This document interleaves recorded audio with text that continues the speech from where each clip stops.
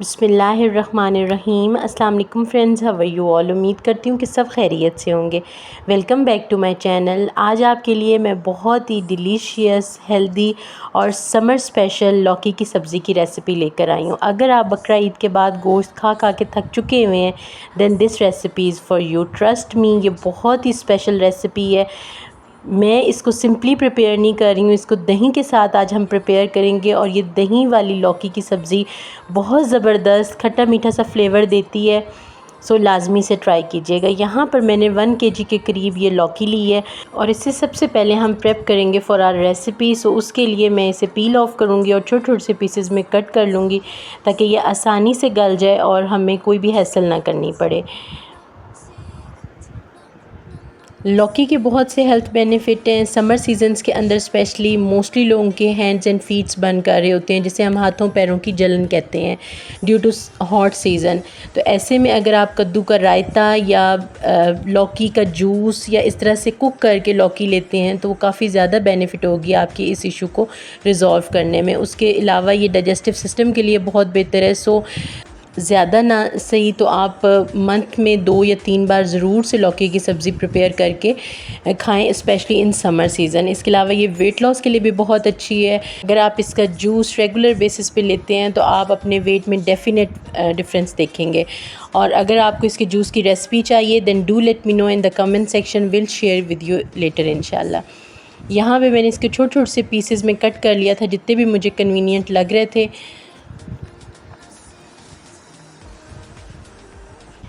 Vegetable को prep करने के बाद अब चलते हैं हम इसकी फ़ाइनल प्रिपरेशन की तरफ। और उसके लिए मैंने कढ़ाई को स्टोव पे रखा है और उसके अंदर सबसे पहले हम कुकिंग ऑयल ऐड करेंगे। कुकिंग ऑयल मैं यहाँ पे हाफ़ कप ले रही हूँ। कुकिंग ऑयल ऐड करने के बाद मैंने 2 मीडियम साइज़ के अनियंस को स्लाइस में कट करके रखा हुआ था, वो इसके अंदर ऐड कर देंगे। और जैसे कि हम बाकी सब सब्ज़ियों के साथ करते हैं, सबसे पहले हम अनियंस को यहाँ पे गोल्डन ब्राउन करेंगे।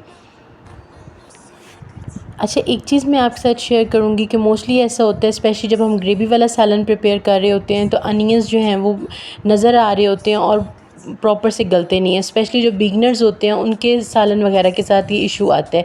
तो यहाँ पे आपके साथ एक टिप शेयर करती चलूँ कि जब भी आप अनियंस को कट करें for any kind of your सालन और ग्रेवी, तो उसको पील ऑफ करने के बाद आप वॉश कर लें और उसके बाद कट करें। और कट करने के बाद आप बिल्कुल भी अपने अनियंस को वॉश नहीं करें। जब उनके अंदर पानी चला जाता है, जितना मर्ज़ी उसको ड्राई कर लें, वो फिर प्रॉपर से नहीं गलते हैं। सो जब भी आपने अनियंस को कट करना है तो पील ऑफ करने के बाद वॉश करें और कटिंग के बाद बिल्कुल भी अनियंस को वॉश ना करें। यहाँ पे मैंने ऑयल के साथ इनको अच्छा सा फ्राई कर लिया था। उसके बाद इसके अंदर 2 स्पून्स जिंजर गार्लिक का पेस्ट ऐड किया था। और जिंजर गार्लिक को भी मैं अनियंस के साथ अच्छे से फ्राई कर लूँगी जब तक कि इनकी एक अच्छी सी खुशबू नहीं आ जाती है और सेकंड इनका कलर गोल्डन ब्राउन नहीं हो जाता है। And here you can see इसका कलर गोल्डन ब्राउन हो चुका है। अनियंस और जिंजर गार्लिक प्रॉपर से ऑयल के साथ फ्राई हो चुके हैं। तो इस स्टेज पे मैंने इसके अंदर थोड़ा सा पानी ऐड किया है। इससे ये है कि प्याज प्रॉपर से गल जाते हैं। अच्छा से उनको एक मिक्स दिया और उसके बाद इसके अंदर टोमेटोज़ ऐड कर दिए हैं। टोमेटोज़ को मैंने स्लाइसेस में कट करके ऐड किया था, वो थोड़े से जल्दी गल जाते हैं। बस इसको अच्छा सा हम मैश करेंगे ताकि तमाम इंग्रेडिएंट्स एक दूसरे के साथ यकजान हो जाएं और हमें प्रॉपर से एक ग्रेवी मिल सके। अनियंस और टोमेटोज़ वगैरह को फ्राई करते टाइम ही मैंने इसके अंदर कुछ स्पाइसेस ऐड कर दिए थे जो मैं अपने तमाम खानों में ऐड करती हूँ और कई दफ़ा आपके साथ शेयर कर चुकी हूँ, जिनमें salt, red chilli powder, crush chilli, turmeric powder, coriander powder और क्यूमिन ऐड कर दी है। स्पाइसेस की क्वांटिटी आप डेफिनेटली अपने टेस्ट के अकॉर्डिंग रखेंगे। सो दैट्स वाई मैंने कभी भी आपके साथ एग्जैक्ट स्पाइसेस की क्वांटिटी शेयर नहीं की है। यहाँ पे अब इसको मैं थोड़ा थोड़ा सा पानी लगा के बहुत ही अच्छे से भून लूँगी और ऑयल सेपरेट होने तक हम यहाँ पे इसे कुक करेंगे।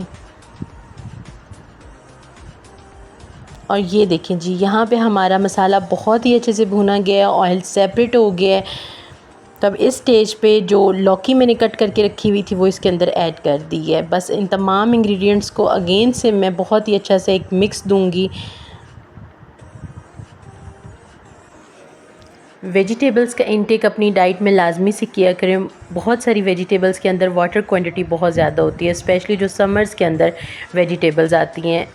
सो इनके इंटेक करने से डेफ़िनेटली हमारी बॉडी में जो समर सीज़न के अंदर स्पेशली स्वेटिंग वगैरह से डिहाइड्रेशन हुई होती है वो ख़त्म हो जाती है। यहाँ पे लौकी को मैंने तमाम इंग्रेडिएंट्स के साथ बहुत ही अच्छे से भून लिया था ताकि इसकी रॉनेस वगैरह जो है वो थोड़ी सी ख़त्म हो जाए। और अब इस स्टेज पे मैं इसके अंदर पानी ऐड कर दूँगी ताकि ये अच्छे से गल जाए। और पानी इतना ऐड करना है हमने कि हमारी लौकी जो है वो उसमें डिप हो जाए।